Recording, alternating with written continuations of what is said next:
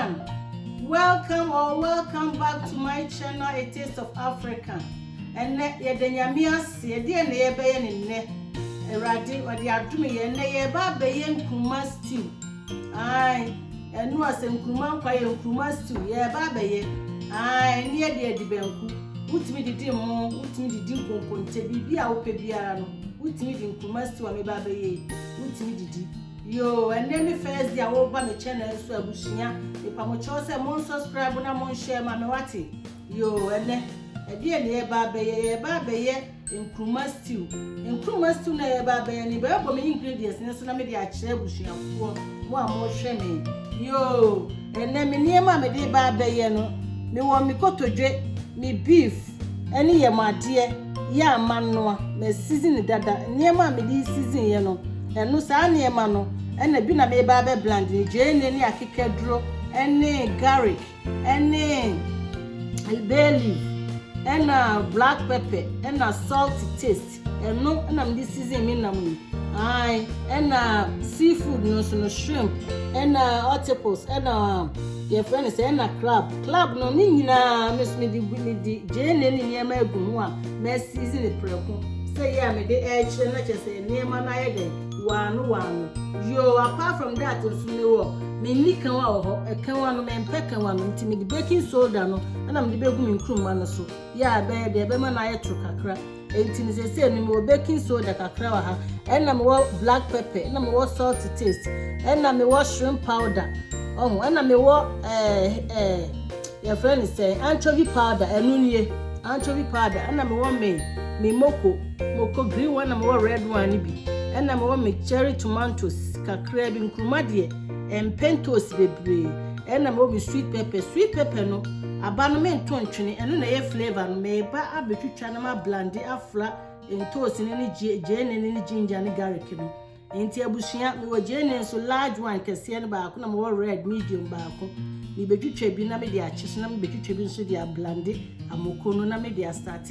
me stew na me ba be no ai se me wie ha se no me wo me catfish salted one no na mo me super kuma money ai ha se we ne be fe na la tekako ni ya anka se ni mo no na masoku no enie na mo me mushroom me mushroom na mo me nkuma na me fa ne se me woni me ayi fe na ademe rotary for friend ba be fa se nkontom ne se ne ya wo de spinach e de ye nkuma no saa na we so tie na mo me sarancho kakra na me wo we no ye celery na ba betwi na me dia afra amoko no na me dia start ai ni stew no na saa sorancho yi de metwitwa na me dia kankruma no ho na me di agum ai timi kotodwe no eni na me wo menwu a me de aba be ye ma bomu no eni nkruma stew no wo menwu ai timi sese na me ba be start no abusuafo me de mu ne ba begum me di kan me momo ne no atu ai di ka chance na me tu na edu ti me hwie mo no ni bi egu do abusuafo sese na ya introduce ye na me na wie no me ban ma be twitwa me je ne me garlic no ma be blend ene me sweet pepper no green pepper me ba be blend ni nyina na eno na me de be bo abomu na sinti sese na edi kan no me di kan na me twitwa me ginger no ni we na ye no green pepper na mo daba no me ntun we no flavor no wo di ya ade a no na what is yes flavor no e gine mu e garlic na me di agu mu na kame se me de me pe ginger pa nti se no we no me twitwa red onion no eno na me twitwa na me twia na me twitwa white no half na me di aye me di no achiso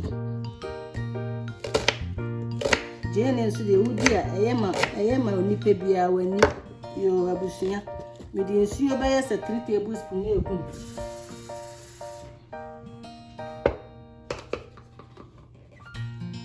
ya abusuya fo afra me mama ko no e ba bebusu me jene no ma blend continue we no sa moko green meje bi na me ya toton kwan no na wudi na nye ya na wo de wa de aye de atu tino mama ko me black pepper no busu ya busuafo me di jene no me di tomatoes ne amoko no and black pepper no na ma blend na esi ho no se me ba betwitwa jene am de ba chi me ho no so na me de me momo ne na fa me wi ma ba blend me salary no eno so me be blend na me de egu amoko ni enti abusua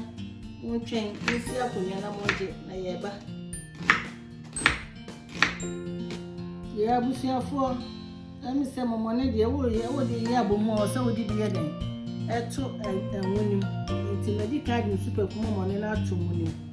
se ne abra me de ato no me twen se be ye den e be ye hye na me di mi je ne no so egum no chese eni ma no ya sha ase ne ye de amko no so ato aso se ne bi be ni se me ba be fa me nkunu men me nam na me sizi ye na hu nsuo no e friend sen e jano so nti me ko ma kwa kofa nkunu ma no ene me vegetable ayi no e be fa se e be kan se nkontomre no me ko na me de akogu me ayi no me stock no me nam no stock na me de no anam me ko fa na me de ayi nkunu ma no ai ene e baking soda nti mo nya me na yanko jano na me ko fa ayi ai ti se me de me jano ma ko fa ayi magu ya busuafo di nkromo ne egum no wai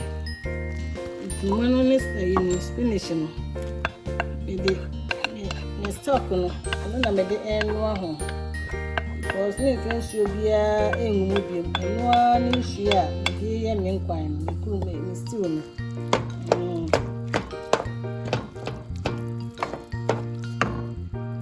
baking soda no suni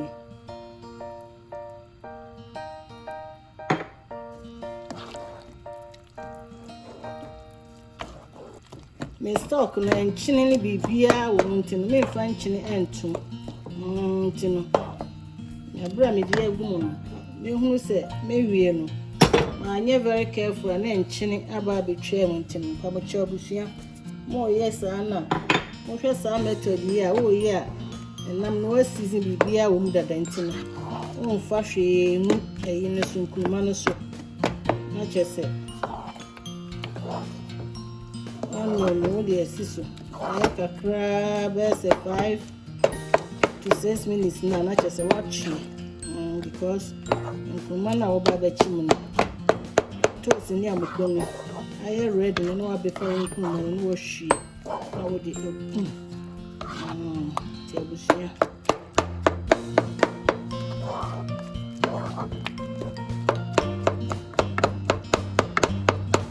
abusiafo di jene no egum wai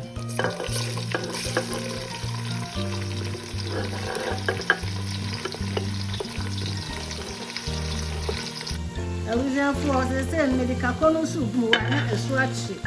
na manya flavor no so enwuni e di egum ti no emu ne chi kakra na afa ye di entosi ni amoko na ya yam ye no na no so ne ye di no so egum yo ti abusiamo ni akonya pa and kumasi enya sam ketwa ese wani sese ye ka kire wo ya busiafo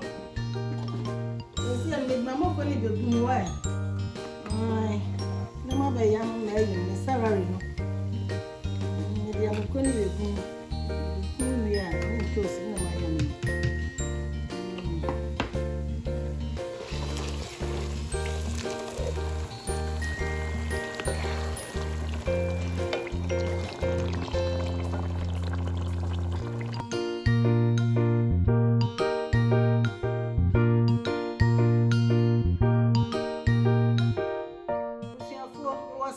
kakra me ba be blend na me de gun tomatoes na me de egu mu no na me was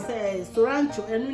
de me de nkruma ni begum a na me de egu oni a wo tra hwa wo ba nkasa ba di mu adanse wo de comment ni ba beto so wo de sorancho no na de fra nkruma no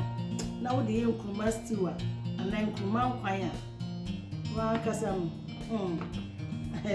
wo ba ka se di ane no agu ahudu ai ti di akonya na twene ye ba wai ya busiafo sorancho na me yam ye na me di gwa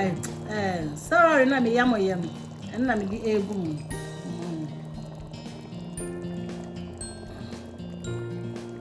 nsi konso ebusia for ma sanfra yi blender no kakra bi nsu kakra bi na me di egum ti se ne di egusua me de me shrimp powder no enne me anchovy powder no ba abegum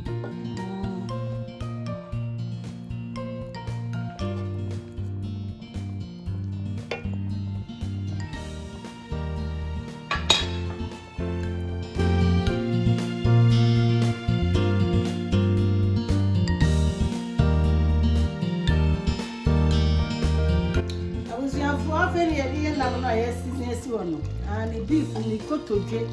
ye mo ade ni nyina ka ho bi ye wi esa di seafood no so ba bi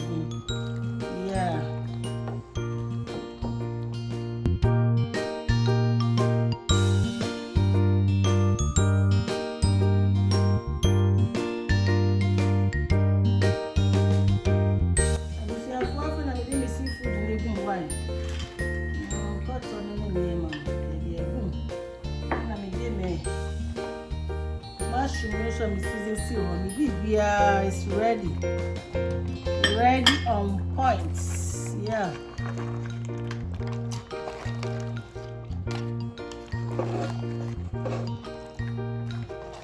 I was saying for the say the men I be the nkuma na ye den. Ye season on ye dey boom. Tin nkuma na dey.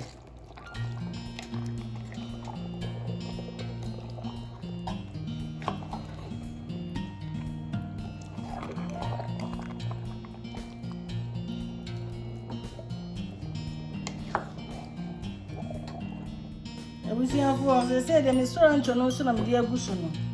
Say dey bibia ko. Omo amuni nkruma. We ni nyina besan ayira. Ni nyina bele no. Aye kakra bi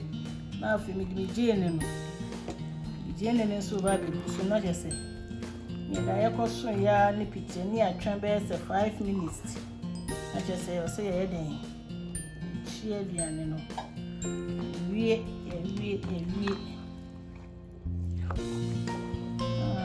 moko na di demo no onenye ya na wafa amiagum ya abusia for say die ne da yakoso ya ni pitiri kwan na wie ebomu no kuma fro yo mutumi de ye kuma sti bibia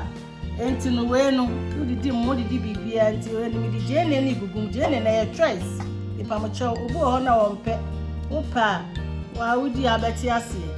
enti me di gugugum eno no me la say aka ya di tutum aje se ati ase to be nkunu na egusu a nyasem ketua se se die e fa die mra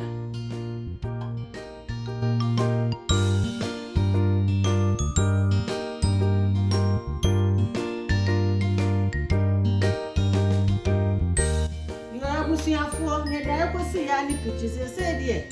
yen kroma stew na ni o ana ya wie no se mo ho nti say die ya ni say me ba na ma ba be gusu me be ti benku ni bi me benku nsu ni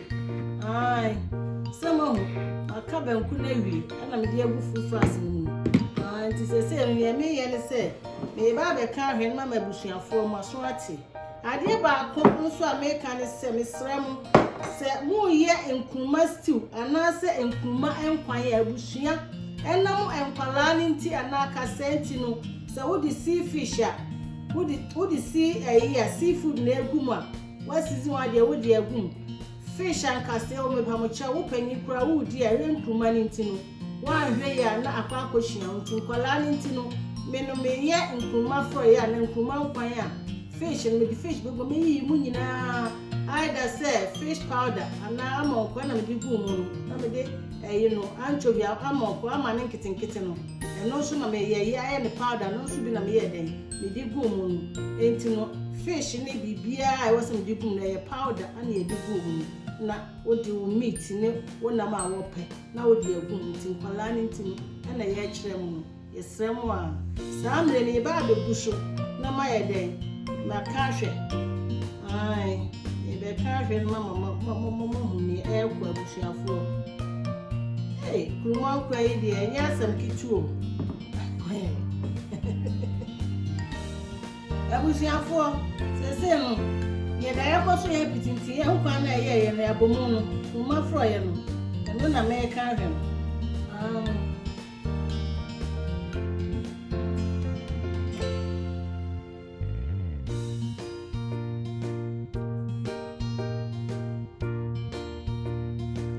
abusuafo maka nkwana ani banku yahwe na menua esewani ensese ye ka kire abusua mesra mo amutra se amohwe method obi anye bi na aduane we no ho wudi a afekwa da ho gina wonu mesra mo se mo hu ne ma me de yeye mo hu na ma me de yeye yo me da mase obi biara ohwe mi biara no nyame enhyira mo na munkoso ahwe Taste of Africa ye woni ma papa de brem abusua na mun subscribe na mun share na mun ebi so wantimi anhwe bi no no so ehu oni a wo hwe na ne da edi kan ya wo hwe mi video a me pa mo chaw bo modia na subscribe na share na ma wonu ebi so wanya bi anhwe no wono so enya bi nhwe me srem esuno bia ne de wate esuno bia ne aduane no anti mo hwe me de no so me hwe wo de yo me dem ase nyame enko bi biara ho wo Yesu dim amen